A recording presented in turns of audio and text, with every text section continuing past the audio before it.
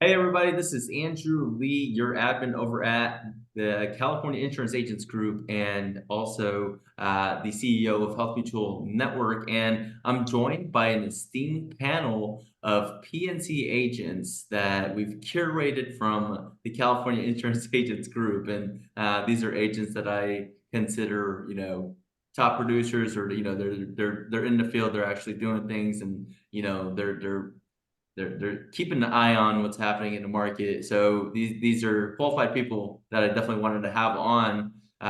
Let's go clockwise. Starting with you, Chris. A little bit about yourself, how long you've been in the industry, your agency, and anything else you sort of want to share about yourself. All right, thanks, Andrew. Yeah, my name's Chris Torres. I've been in the industry since October of 2020, so about 3.5 years.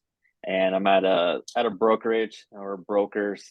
We're four agents, one customer service rep. We did have, I said did, meaning past tense, a few preferred carriers we could write business with for personal lines, but we do a lot of not admitted carriers, and then also we do write a lot of commercial business, but most of the stuff I do is on the personal line side. And Dan? We're in order. Yeah, we're in order. I think my circle is different than yours. Dan Kitajima, let's go with you. Oh yeah. Hey, nice meeting you guys. I'm really excited to be on here, Andrew. Thanks for having me on again. So yeah, next month I'm gonna be 20 years since I got my insurance license. So it's my 20-year anniversary. But first 3 years at AAA at a call center, the last 17 years as an agency owner at Farmers Insurance here in Orange, California. Have one office here. We have 25 staff members full time, and yeah, mostly personal lines. Our book of business all combined is around $20 million, a little under that, I think, or give and take. I should check it more often. But yeah, it's been a struggle, so I'm really excited to learn from you guys to see what's working out there, what we could write. But yeah, still excited at the same time though. A lot of opportunities there. I think there's a lot of different angles we could look at. When one thing's not working, we'll figure out something else. That's what entrepreneurs being what it's all about. So thanks again for having me on, guys. Of course. Ty Perkins. Ty Perkins, Christina Bennett, Switch Insurance, and Lead Services. We're out of Orange, California. Got to catch up with you, Dan. We've been with farmers forever, and Christina's actually trained all the farmers agents for the last 25 years out of our district over in Tustin. We started our own brokerage. So yeah, we've been in the business for quite some time. PNC, commercial, life. So. Yeah. All right. Good deal. And Marcus Vassallo. Yeah, Vassallo. Did I get that? yeah, Vassallo. Yeah, so been licensed since was it September of 2014? Started in with ACA products, moved into group Medicare, and then right around 2017, got my PNC license, and then just started incorporating that into there. And then summer of 18, I partnered with Farmers Insurance, took over an agency that an agent was retiring from, and we've just been working it ever since. Here, located here in Santa Rosa, California, Sonoma County, wine country, and just love it. Love being able to offer my clients everything under the sun, whether from personal to commercial to health. Yeah. So we have a motley crew here, and want to get everybody from just all perspectives, right? And PNC, just because the audience that's going to watch is they're in the same place, right? And they're looking for answers with what the heck is going on right now, with PNC. I mean, I'm maybe if I'm reading this wrong, but it looks like it's getting better than last year. So we'll start getting into some solutions as to how people got out of that dip from last year, or how to get out of the dip this year. If you guys are still in it as well too. And again, I've only been I'm a health insurance guy, so I'm gonna just be a fly on the wall for this conversation and sort of moderate here and there. But I did put in my 9 months at Allstate. A lot of people don't know.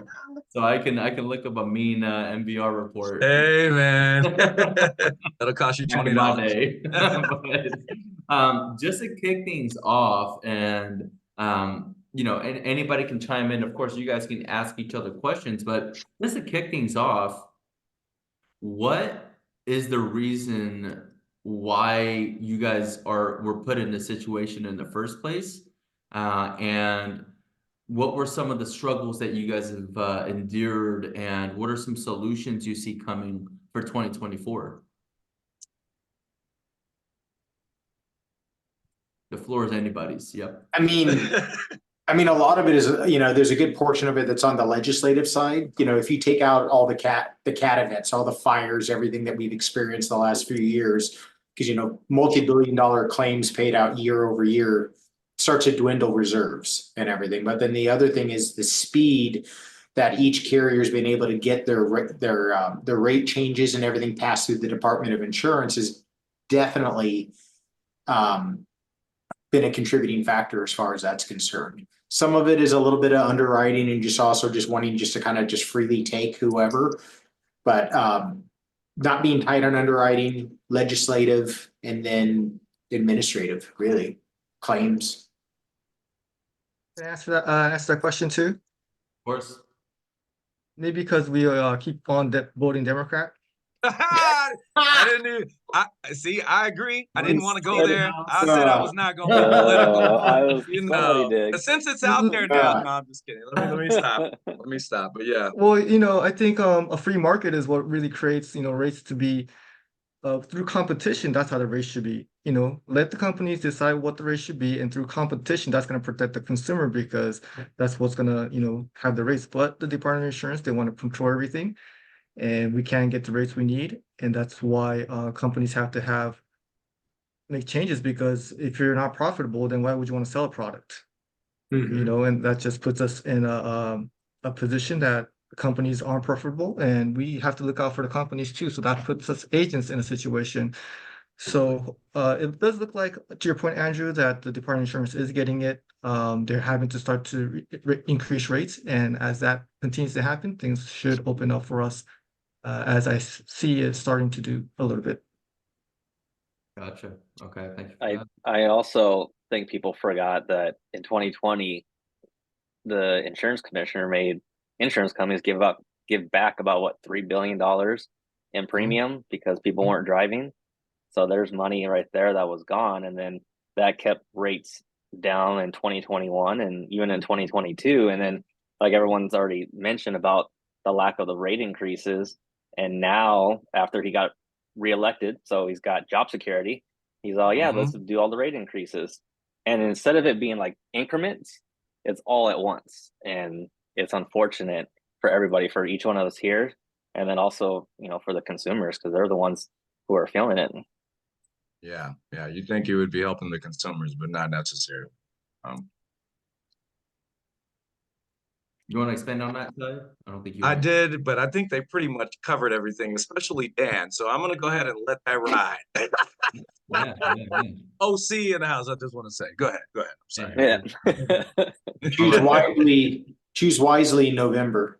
Oh man, yeah. That's what I said. He covered everything, because I mean that's the biggest part of what I see is the situation. You know, you can only hold out so long. You have all these insurance companies having to, you know, pay for repairs, pay for claims, pay for all this, and you know the cost of things have gone up immensely. I mean, look at the grocery store, man. I mean, we're in California. I mean, I'm not sure, and I see other states starting to feel the effect as well.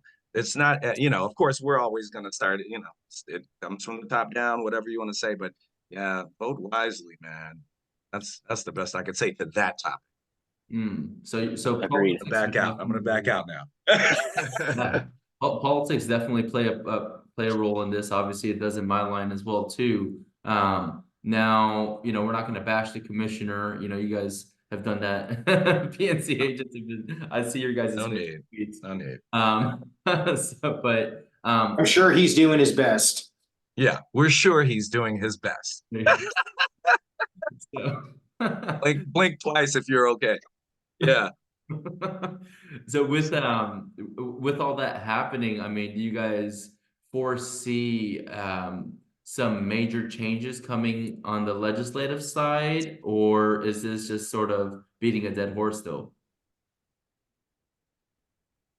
I don't know if it's beating a dead horse, but I just think it's like with anything, it needs to run its course. You know, loss ratios have to go down, the appropriate premium has to be charged. And then we also have to get tighter on our underwriting. Yeah, no, I agree. And now tighter with your underwriting within your own agency, or just in general, the industry in general? In general, because I mean, you know, previously there were a number of things that you could do. You could, with some properties, you could go out and you could get some homeowner policies pushed through maybe a little bit more easily than you could today. But the reality of it is we need tighter underwriting on a lot of things, because being tighter on the underwriting, making sure that, you know, if we're looking at insuring a dwelling, for example, it is in an excellent state of repair. There's not a bunch of washing machines and other debris, you know, thereabouts. There's the degree of pride of ownership, mitigation of hazards and everything. If we are bringing quality business to the table, that quality business is less likely to file unnecessary claims or any claims for that matter. And by not filing those particular claims or needing to file those claims, it also it keeps the loss ratio down. And if the loss ratio is lower, then premiums also start to come down over time. Yeah. Because it all has to be Marcus, justified and make sense. yeah. And Marcus, just to touch on this and with everyone on the panel, I just wanted to ask a question because this is something I'm finding. Are you guys finding it easier to write vacant landlord, you know, type of policies than it is to write actually owner occupied? No, so for farmers, we're not, I mean, we have access to an independent agency called Craft Lake, you know, which is. I'm familiar. I'm an ex-farmers agent. Yeah. Yeah. Okay. So fair enough. So in some cases, yes, but again, it is most carriers, even the ones that we get access to through that particular channel, they have their own underwriting criteria. And if it doesn't meet a very specific, a very narrow set of, you know, rules and everything, then it's not going to go through. Then we're looking at the California Fair Plan or potentially just referring it to another agent, you know, that's affiliated, let's say, with AAA, you know, a referral partner. Right. Well, so because farmers, are you guys still capped at, what is it, 5,000, 7,000 homes a month or something, or have they released that? I think it's 7,000, but we haven't hit that for the last couple of months. Okay, well, that's good. You guys have been writing more. Well, that's beside the point.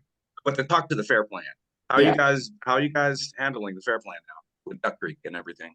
That was my next question. I know it was. I could see it in your eyes. Well, paint dries faster than any application that gets approved. Say it again. I said paint dries faster than any application that gets approved. Yeah, I've been kind of hit and miss. I've been lucky with the Fair Plan. I think I had one client that actually did take 30 days to get a quote back. But other than that, most of them were about a good 3, 5 to 7, I would say. So yeah, Fair Plan has been backed up. So I just wanted to see how you guys were faring with that. And then as far as like your number one, who are you guys writing homes through now? I mean, primarily, I obviously Bamboo is still up and running, but like, you know, mostly everything else is kind of struggle. And you don't have to tell me. I'm sorry. I was just curious. Yeah.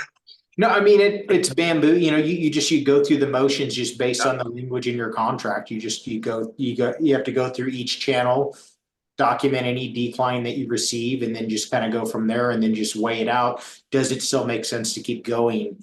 You know, if we've tried every single avenue, in some cases, it might be better to refer it to somebody else. Just so that way they can take care of the client. Yeah, I was just asking because I don't know many admitted carriers that are still on the board taking new business. So I was just curious. Yeah. If you guys had any experience with admitted carriers. I'm sorry, because not admitted, yeah, we can take that route. But on the admitted side, I was, you know, hearing we're having problems all across. Yeah. Maybe we should ask, we should send our leads to Chris because he's fully independent. Yeah. Oh yeah. Yeah. We're pretty much, we're fully independent. I mean, the two preferred carriers that we're appointed with are Safeco and Travelers. But Safeco, last year, I think it was like October, they told us to essentially, you know, temporary binding authority, you know, write anything new. And then March 1st, Travelers told us the same thing. So we got Bamboo, but most of the stuff that we write is the not admitted market. And you asked the question about like, landlord vacant. Like we have more options for landlord and condos like rented to others Yeah, versus like owner exactly. occupied homes. Yeah, Yeah. exactly. And we're independent as well. Yeah, I'm an ex-farmers agent. I used to be at Farmers, Okay. but yeah, we have nationwide Travelers, a ton of carriers. And I know Travelers is actually non-renewing all of our fire. Homes are getting non-renewed, renters, condo. It's almost impossible to find umbrellas. It's almost impossible to find a condo policy nowadays, owner occupied. And that's why we make a great distinction between it. Is this going to be owner occupied or is this going to be a rental? Because it seems like if you tell me this is going to be even an Airbnb or a rental of any sort, I can find something for it. Home, on the other hand, I mean, obviously fair plan, but home, on the other hand, it's American Moderns, pretty much out unless it's, depending on the age of the house. Bamboo, of course, we have admitted and non-admitted there. And like you said, that's probably our reference point, because if we can't get it through Bamboo, it's probably going to fair plan. And then we have other MGAs we can write through, home site, things like that. I think Delos is actually trying to open up a little bit. I literally issued the first Delos policy today. Amazingly, it's never happened.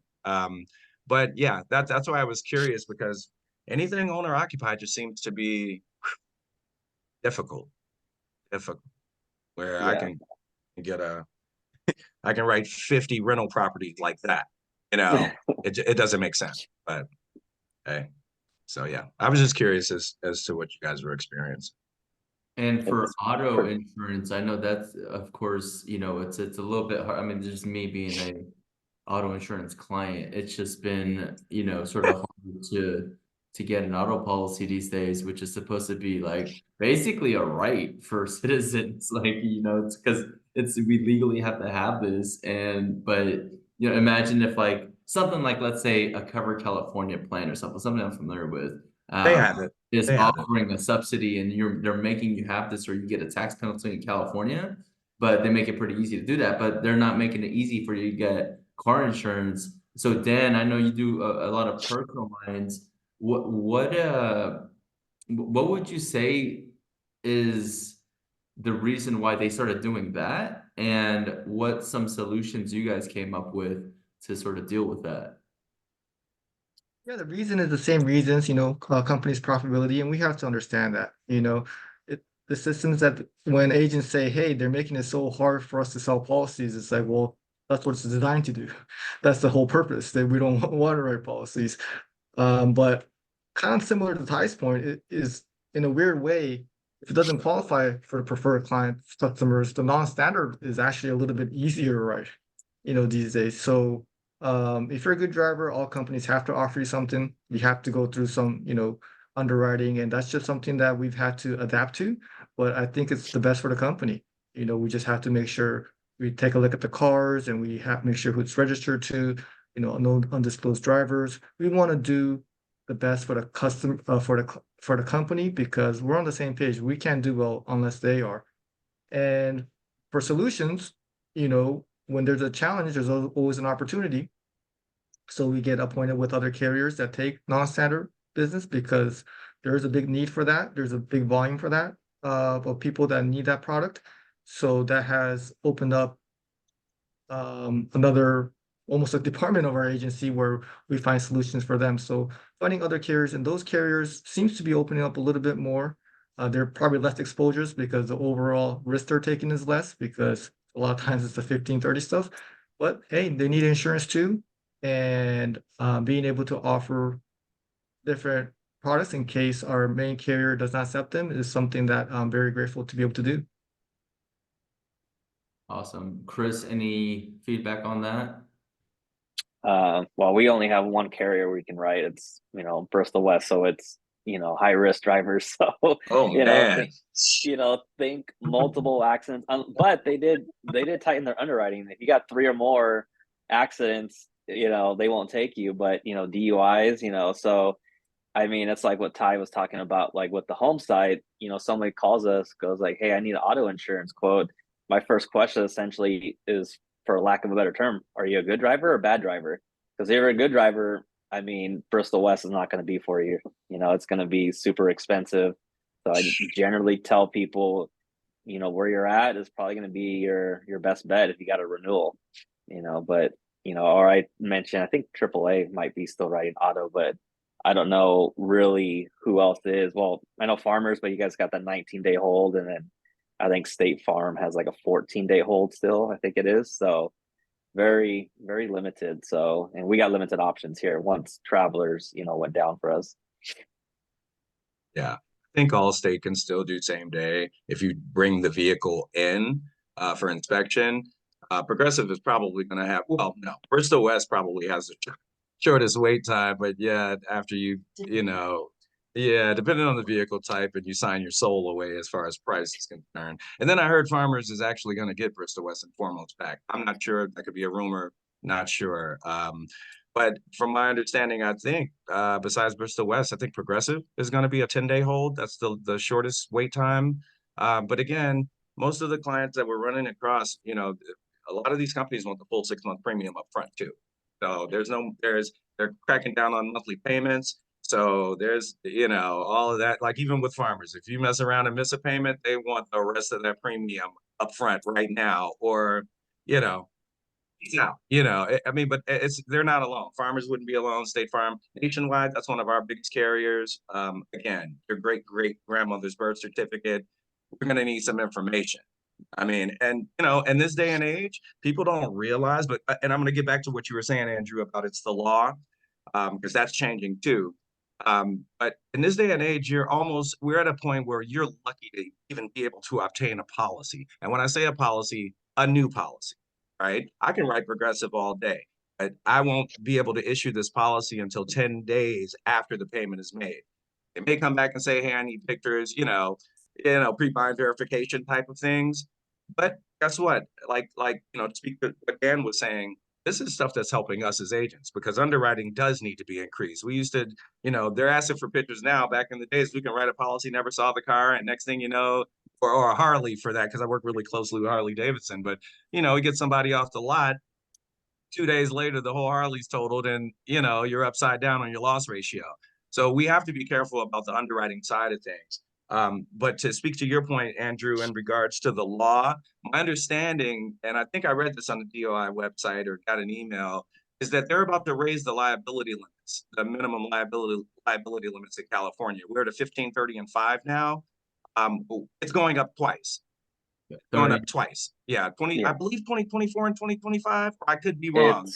It's January 1 of 2025 to 30, 60, and I think 25, and then in the year 2035 it goes up to 50, 100. That's what I thought. Yeah. Which is good. Because you know, those limits were never good.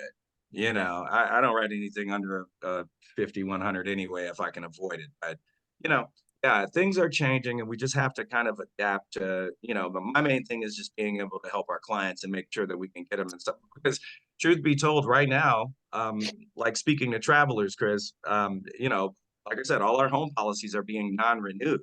People are losing their minds, you know, they're losing their minds because at this point they were probably paying maybe, average of $600 something for the year, maybe $700, $800 for the year.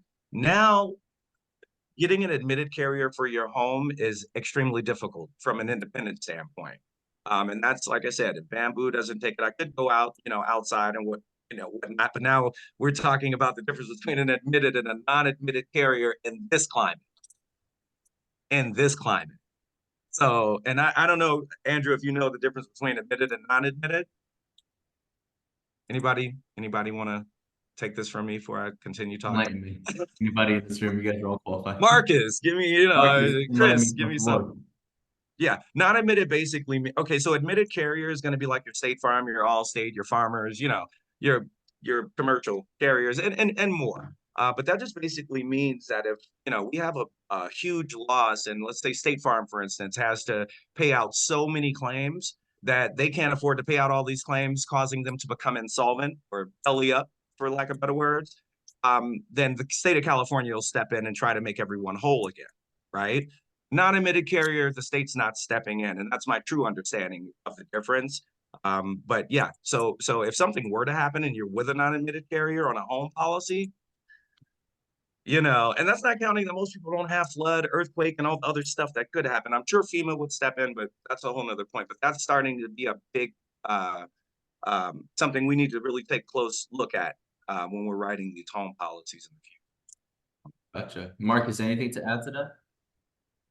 I mean, the only other thing is like on a non-admitted carrier, versus an admitted, is they're also non-admitted is bound by the laws within their state as opposed to the laws within the state of California. And insurance laws from state to state can be very, very different. Some more consumer friendly, more carrier, and others could be more carrier friendly. Gotcha. Now, for the agents watching, I mean, the reason why they will probably watch this is because they're struggling, obviously. And, you know, what are some, what are we going to expect in 2024 specifically? And what are some things that we have to do to get over this whole situation? Or, of course, I mean, we already talked some about pivoting and adding products, but is there anything else to the agents out there that you guys want to add to have a successful 2024 with all that's happening? Focus on what you can write. Carriers will outline exactly what their underwriting criteria is, even though it doesn't spell out, word for word, we want this over that. Some do to an extent, but if you look at the underwriting criteria, that'll tell you exactly what to go after. Really focus on what the company wants. If the company, like on commercial, if they want mom and pop Main Street retail service, simple vanilla applications, shift all of your prospecting, everything to that. Like really focus on what it is that your carrier wants. And I guarantee you those applications will get approved.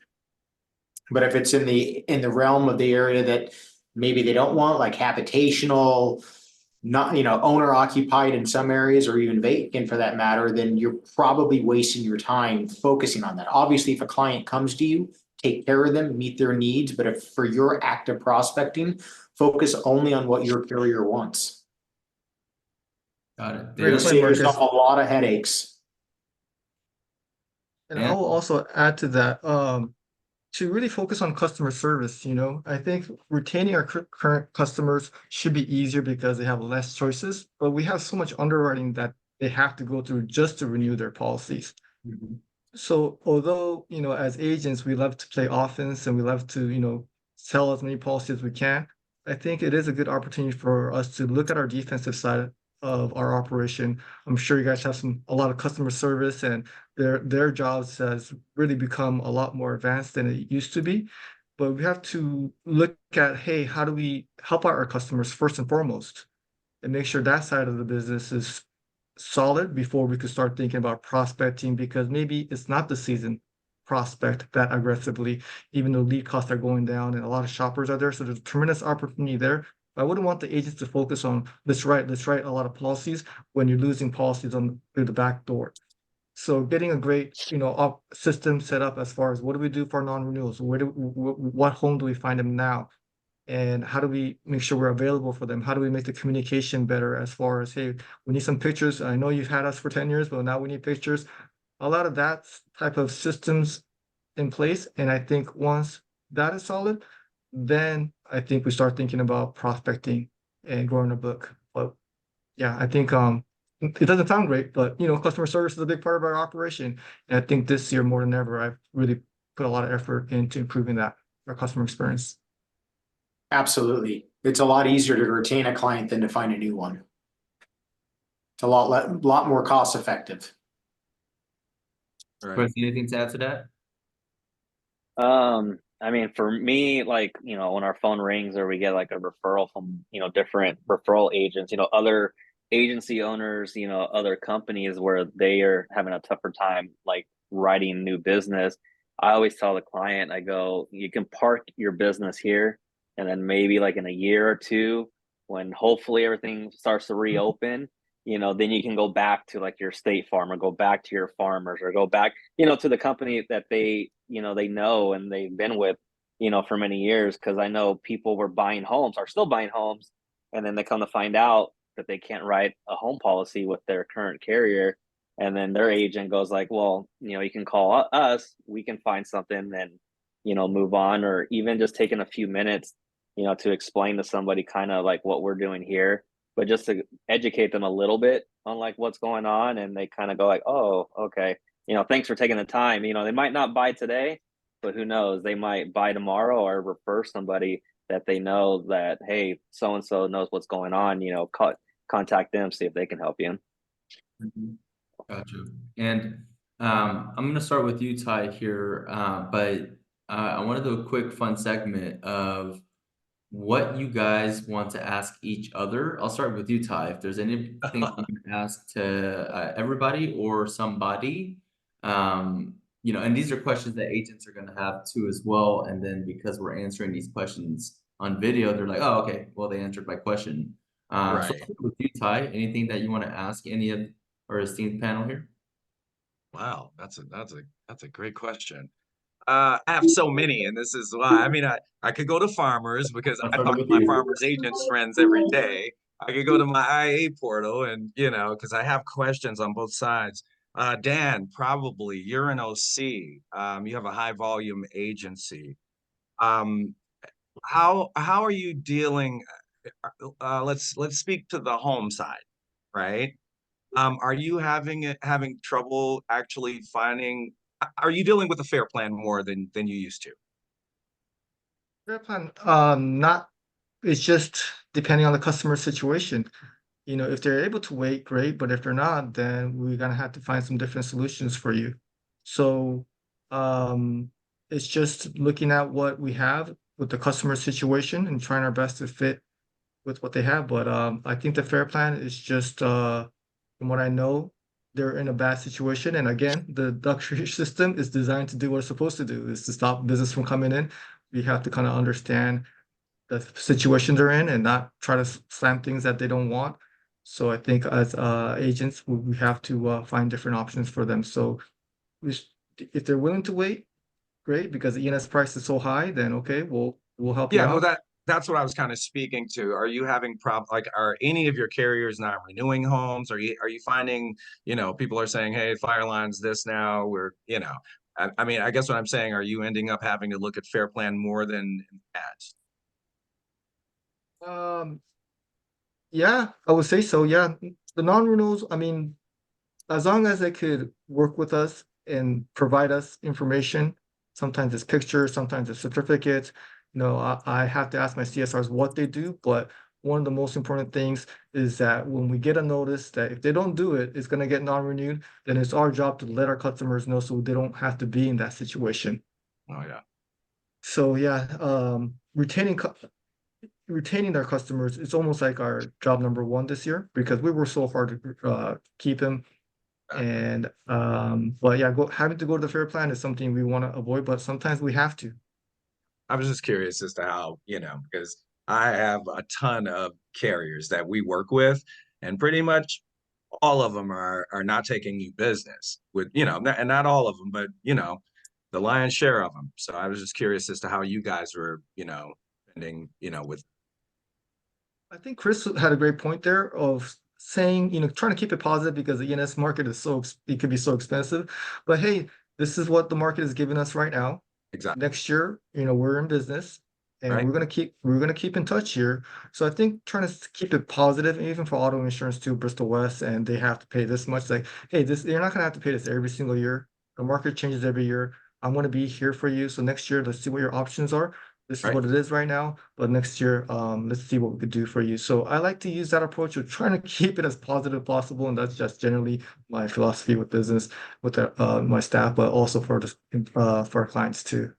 Yeah, absolutely. And Absolutely. Dan, we're gonna go popcorn. So since you've answered, you can, if you want to ask the whole panel or somebody in the panel about anything you wanted to ask about.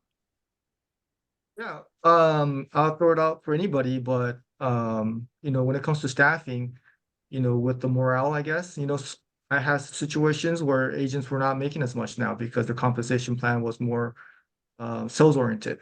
Now a lot of the job is customer service. So anything you guys have done that worked out as far as morale or just keeping it positive and helping our staff still have a career in the insurance business. I would love to hear what you guys maybe have done for your peoples. How many people have staff? I'm And not ask an that agency first. owner. I'm not an Yeah. agency owner, but a lot of head banging against the wall at times, but I mean, I'm fortunate, or we're fortunate as an agency to where we still can, write new business. So, that's, like, what Dan's saying, trying to keep it positive. That's one thing our agency owner, he always tells us, in emails, hey, we still can write new business. It might take a little longer, might be a little bit more difficult, but Right. we're still able to, because there's a lot of people that are not, able to write new business. So, just trying to focus on, like everyone said here, like focus on what we're able to do versus, not what we're not able to do. 100% Yeah, maybe agree. not for your staff, or like, what do you do for yourself to keep yourself positive, maybe? For me, I You umpire drink. Division What do you One college drink? baseball. No, I got a paid hobby. So. I don't want y'all to start lying on here now. We just keep it 100. That's a dangerous question. No, all jokes aside, but yeah, no. You have to stay positive, and in my opinion, I think because I can already tell Dan he loves what he does. I think that's the number one thing of any line of work, is having a certain level of passion. And it doesn't have to just be drilled down into insurance agent. It could just be, hey, I want to be the hookup guy. I love helping people. I love, and when you love what you do, man, there's no, I can compare that to someone who gets up and goes to work, drives miles, and does that and comes home. I love what I do, so that's what makes me get up every morning and service these clients and make sure they're taken care of, call in the service ops and do all of this stuff and talk to our agents, because you have to have, and like you said, or I'm sorry, like Marcus said, you don't have anything, it's time to pivot. That's it. There's no way around it. Either that, or you do like the great number of agents that are doing now, and they're just taking a walk. I mean, a lot of agents are considering other occupations at this point, rightfully so, if they're cutting commissions in half or something like that. Not to be negative, Dan, but again, we have to make sense of it. And so if you can't write PNC, maybe you should pivot to life. Maybe, if you can't write home, maybe you should consider writing vacant homes. Maybe you should consider writing rental properties and find an open market for it. They're out there, but getting appointments right now is difficult too. So, and this is why I always had this futuristic vision of the mega district kind of, because in this day and age, I don't think a lot of us we'll care whose name is on the door, but a lot of the producers and agents in this day and age, with the way things are going now, they're probably not caring too much about whose name on the door versus how much they're getting paid annually. So you have to kind of fit yourself. It's like, Dan may have 15 employees, and, where, I got a farmer's agent friend that's just great by himself. He doesn't want to hire anybody. If he didn't have, most agents, if you didn't have to hire anybody, we probably would, where other agents, we want a full team, a full staff. We want to blow it out as far as we can. And there's levels to that. So I think that each agency is going to be different. Every producer's experience is going to be different, along with CSRs and so forth, but yeah, there is going to be a shift, I think, in a good way. I would say don't be afraid to diversify. I happily offer health insurance, group benefits, and Medicare, and every single one of those clients is a potential prospect to go into PNC as well. Yeah. Now, Farmers is having you guys sell health insurance now, right? I know a district that has to actually sell health insurance. I haven't heard that in my district. I mean, it's definitely encouraged on the Medicare side of things. Yeah. Just because it's an additional income stream. Another arrow on the quiver. I get it. I get it. Why not? Why not? But again, everybody that you speak to, some people know you exclusively as that person who sold them their medical policy or sold their grandmother their Medicare policy. Then you start talking to them, through asking a series of qualifying questions, you find out that, that they're a perfect candidate for home, for auto, own a small business. I mean, it opens up so many other opportunities just to continue to have those conversations. Because at the end of the day, any agent is going to be successful if the more conversations that they can have. Obviously, retaining your existing book of business, that's that's a guarantee. I mean, you have to do that. But if you're looking at growing and surviving for that matter, is making sure that you set yourself up in a way to get in front of as many people as possible. And sometimes I've written homeowner policies by getting my foot in the door by offering dental insurance. It's whatever gets you in front of that person that meets that immediate need. And then from there, you can pivot to anything else that you offer. Yeah, agreed. Just get your foot in the door, whether that's, in the door literally or over the phone or whatever, but just don't be afraid. It's all money. There's that. That's great. I don't go. Yeah, there's always something to hey, sell. everyone's got teeth and dental's cheap, so everyone's talking about it. So. Yeah, and you were saying?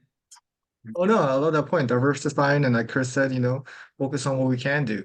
There's a lot of things that we can do. So instead of looking at the problems, let's look at the solutions. Mm-hmm. Really well said. Marcus, did you have any questions for anybody in this room or everybody in this room? I mean, it's all kind of the same thing. We're all kind of asking more or less the same. Part of it is, morale, for staff. I have a little part-time CSR and everything that comes in, and I do my best to try to keep her as motivated as possible. But it's just, sometimes when you're dealing with, underwriting decline, or non-renewal this, or somebody upset that they just got a $2,000 rate increase, and you're trying to, explain that, it's just a matter of just keeping it positive, trying to find the good in it. Because if you look at it, I mean, it's easy to find the negative anywhere you look, up and down. I stubbed my toe, my pants aren't as, they're wrinkled now because I sat down, whatever. But if you spend your energy focusing on what's positive in the day, like literally just maybe a mental exercise, focus on 10 things that were good in that day. It doesn't matter what they are, big, small. You're doing laundry, you find $20 in your back pocket. That's a win. I always get excited when I find cash in my pockets. I'm just like, all right, I'm coming up. Everything. But it's like focus on those things, like little things. It doesn't have to be big. Maybe you got a little extra coffee, the barista at Starbucks, put a little extra dollop of whatever you like in your drink, anything. And just focusing on those things keeps it, because sales at its fundamental level is a transfer of energy. The client is going to feel whatever. If you're stressed, the client's going to feel it. If you're not smiling when you're talking to them, especially if the majority of what you do is over the phone, client's going to see you grinning, and everything. So they're going to pick up on that. So if you can keep yourself positive, again, that's all subjective. Only you know what that's going to be. Then I see no reason why you can't continue to do well. But it's all that frame of mind, because perception is reality. Love that. Chris, and same to you. Any questions that you wanted to ask someone here or everybody? Just one question. What are you guys doing with commercial auto? How's that for you guys? You have Bristol West commercial auto, right? Yeah, but it's very limited what we can provide. So that's why I asked, because we're limited as far as, as the commercial auto side. Well, you're an IA. I'll give you a link that you can check out. It's called mynewmarkets.com. Go there. Okay. And that'll give you some hookups on where to find carriers for stuff like that. Otherwise, you have Progressive, you have, you can go NetGen, you can go several places. But again, commercial auto is getting very tight as depending on what type of commercial auto. Right. mynewmarkets.com. Yeah, mynewmarkets.com. You can go ahead and chat all the carriers and tell them what you want, or respond to your email, and they'll tell you if they have a market for it. Oh, that's cool. Yeah. Appreciate that. They don't always respond in a timely manner, so you gotta call those people. Some carriers will, some carriers will take longer, but depends on what you're looking for. It's a great tool to have. Awesome. Yeah. Otherwise, Craft Lake or whatever MGA you have, or and Marcus, you said you were a farmer's agent for how long? I've been a farmer's agent since May of 2018. Agency owner. Okay, all right. You literally got there the year before I left. Okay, check that out. Yeah, cool. They're good. So yeah, but yeah, My New Markets, a whole bunch of tools, and we probably can get each other's information through the chat. But yeah, I have a ton of tools I know that Chris can use, and I know that Dan could use. Marcus, I'm not so sure, but I do see farmers agents on the commercial side actually able to step out, not so much on the personal line side. But There's a yeah, process, and the thing that I would say for any captive agent that's going talk to to be your this, read your contract to a T, follow all of the steps in there, and you can fail. But make sure Yeah. you follow it and you document along the way. I'd go ahead and get an attorney for that. Yeah, I agree. I agree. Yeah, that's So yes, you can definitely go somewhere, but again, follow the process, read the contract. Yep, agreed. Guys, everybody feeling good? Yeah, I feel great. You guys seem like you guys are intact, so that's a good thing. Oh yeah, no, we can't, we won't quit and we can't quit. I mean, it's just one of those situations. Like we don't get upset about it at all. It's just like Dan said, it's gonna be more servicing now than ever. It's gonna be more explaining as to why this happened and why that happened, and ultimately there's gonna be clients that you're gonna have to let walk. Walk where? I have no idea. But ultimately, you're gonna lose some, you're gonna win some. On the flip side of that, congratulations, you all. Your commission checks just went up because premiums are higher. Is that good? Yes and no. You can ask anybody in any occupation if they like higher premiums. I'm sure they're not going to say no. How it's going to do for our country and servicing our clients, we'll wait to see how that turns out. That's the best we can do there. So. Yeah. Awesome. Yeah. So again, I want to be respectful of you guys' time because Dan, it's your birthday. Happy birthday, Dan!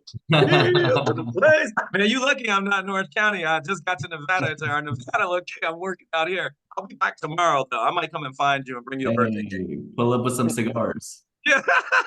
I'll Guys. fill it up with my new insurance bill is what I'll do. No, I'm kidding. Dude, that increase was horrible. Like, yeah, it's all good though. We'll make it happen. Happy birthday, bro. Happy birthday. Thank you, But Ty. yeah, I just wanted to be respectful of your guys' time. We're right in the middle of the working hour. So just one quick thing I wanted to do with everybody around in this roundtable here. What are some public goals that you guys, I mean, I know you guys have a lot of things in the works and it's private. Any public goals that you guys are looking to achieve this year, and how are you planning to achieve that?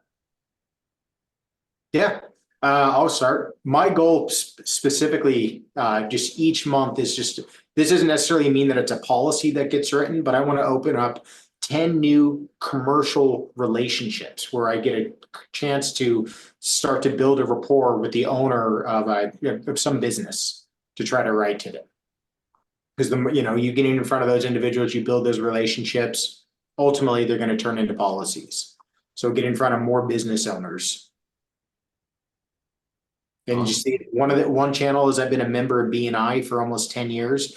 BNI is responsible for about 30% of my new business production, whether that's on the PNC or health side. I can't say enough nice things about BNI. It's a process. You have to work it just like anything else, but work your warm markets.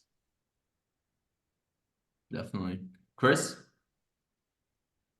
Public goal, I mean, just to try to help as many, people find policies as possible, whether they're the consumer or even with, getting, make those relationships with realtors, because, interest rates go down, means more people are going to start buying homes and people are going to need to go somewhere with those policies. So, like I said, fortunately for us, we still can write, some new business for owner occupied. So, that's right there a public goal.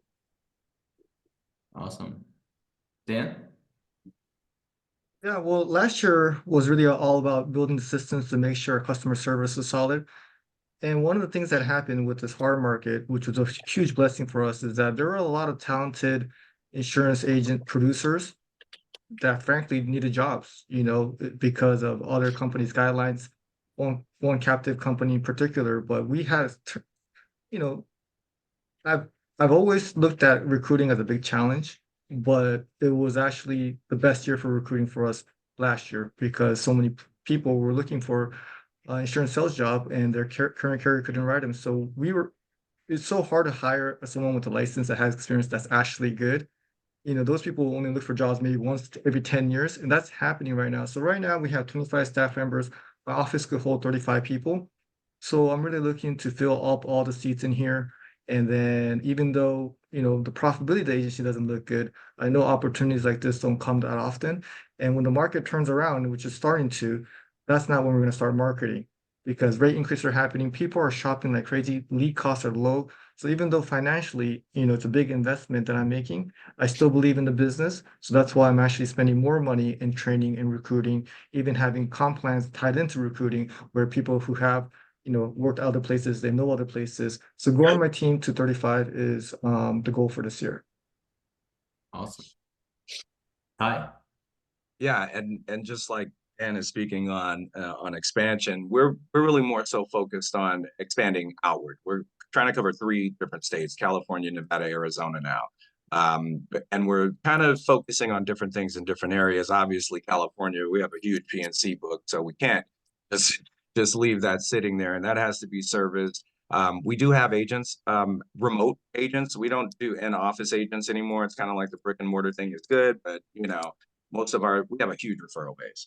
In Arizona, we're big on specialty. That's going to be your yachts, your boats. We work with the marinas and all of that stuff from California to Arizona to Nevada as well. We also work closely with the salespeople at Harley Davidson. So we have to, what we've been doing the last few months is literally driving from California to Arizona to Nevada and hitting every Harley Davidson, hitting all the, so now what we're going to do in Nevada is what we're focusing on is the vacant properties, the rental properties, because for some reason, BlackRock just seems to want to buy everything. So, hey, if there's that was a joke, not really a joke, but you know what I mean. But, there's a huge the market is opening so big. I have so many carriers from SES to Vacant Express to all of these different carriers that will write vacants, rental. So here it's huge because especially in Vegas, I mean, everything's an Airbnb. So we're kind of trying to touch on a niche market there, talking to people out here who can, partner up with us. But at the same time, keeping the agency lean. We don't want to add too many people and we don't want to add too much overhead. And like Dan said, we want to kind of streamline our integrations, our Canopy Connects and all of this. And, because you don't want to sit there calling this is a new day in 2024. Integration is going to be massive to your agency.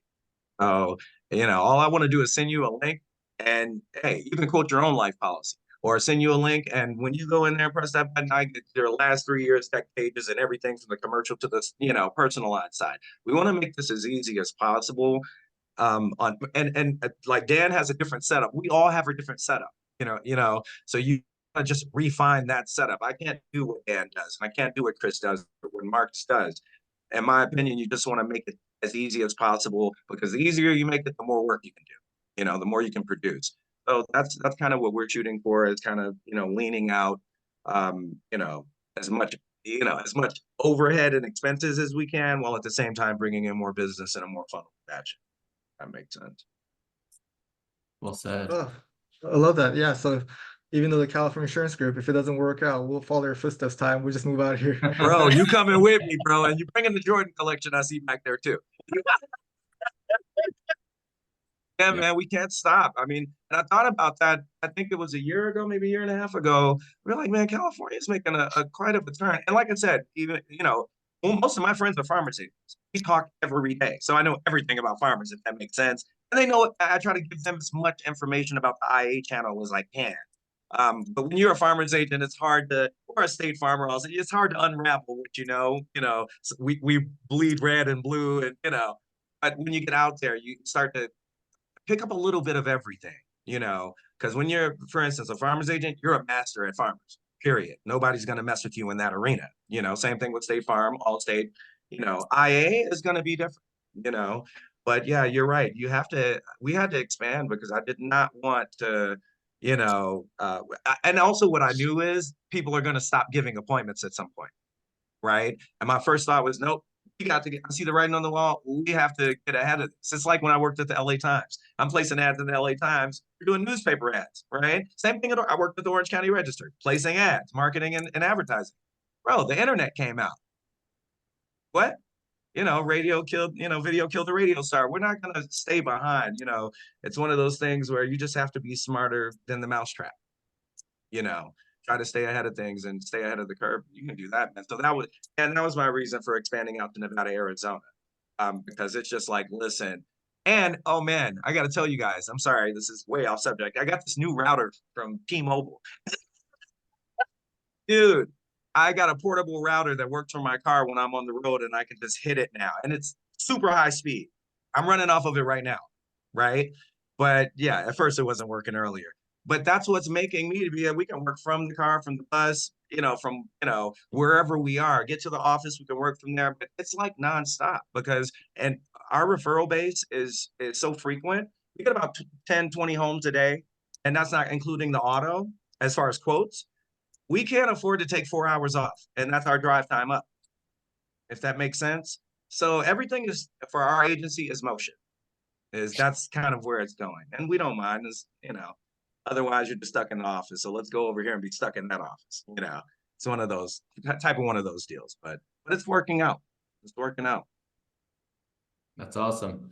The perspective that we've had today from pretty much all stages. Nobody's that new here, and nobody's. Dan and Ty, you guys have been doing this for a while. Marcus, you've been doing this as long as we're both 10 years as well too. So I got a license pretty much when you did. But guys, I thought this was a pretty good first discussion. If you guys are up for it, I'm more than happy to keep doing this just to give people some more information on what's happening. I see on my feed every day, like what's happening with auto insurance in California. Like these people just really need help. And I know that this video is for agents, but other agents in different lines have cars too and houses, and we just want to see what's happening. So guys, I really want to thank you guys for being on, especially I think it was sort of short notice, but Dan, I know yours is short notice. I was just like, hey, you want to hop on? But guys, I thought this was a very interesting chat. I think this was one of one because I haven't really seen this on YouTube really about what's happening with 2024 and just sort of the level of people that are in here. So again, I want to applaud you guys for everything that you guys have had to go through, and here you guys are still smiling and staying positive and making sure that the stone is still rolling. So I do appreciate you guys hopping on, and yeah, if you guys want to do a part 2, of course, let me know. I'm going to keep you guys as the part 1 panel. If you guys want to hop back on, feel free to let me know. But guys, for everybody that's watching, hopefully you guys got some kind of nugget out of this. Whatever level that you're on, you guys have been hearing literally, the ins and outs of what's happening with PNC, and also personally how, these specific agents work, set problems, and work on their goals as well too. So guys, I just want to thank everybody for hopping on, and thank you guys for watching. And any last words that you guys want to just throw out there for the California audience? Hey, I just want to say thank you, Andrew, bro. You're always coming through with it. Guys, we need to connect, man. We should keep an open line of communication so we can kind of keep our hands in, everything on the pulse of what's going on. Dan, I'm coming to see you. I don't know where you other 2 guys are. Are you in Northern California, Marcus? Yeah, Santa Rosa Okay. is about an hour north of San Francisco. We get up there. We work with farmers agents up there too. Actually, we did a big promo campaign in San Francisco. And then where are you, Chris? Where are you located? Well, my office, I'm in Corona, but I do live in Orange County, so I'm local to you guys. Yeah. Okay. All right. So yeah, that's the hookup. Would it be good to have open line of communication, just sometimes just to call, because it's good to talk to friends and see what's going on, see where we can help each other. Yeah. And if anybody out there is watching that wants to be on part 2, that feels like they have a perspective that we didn't talk about today and has the experience to talk about that, feel free to DM me. I'm on Facebook, or you can join the California Insurance Agents group on Facebook. I'll be the admin. I'll be the one that lets you in and introduces you and welcomes you to the group. Or you can just comment on the video below. Make sure you like and subscribe as well too, because we're going to come out with some good content like this. Just wholesome content. Again, it's a beautiful thing when competitors can get together and just talk game, right? I think that platform is, just, there's nothing better than that, because, here we are, not giving each other, the family secrets, but we're giving the family secret recipes, but we're giving each other what we need up to a certain point, right? So, the surface level discussion is always going to be necessary, and I'm glad that competitors are comrades here. So again, guys, want to thank you guys for your time, and we'll see you guys at the next video. Thanks for watching. You guys.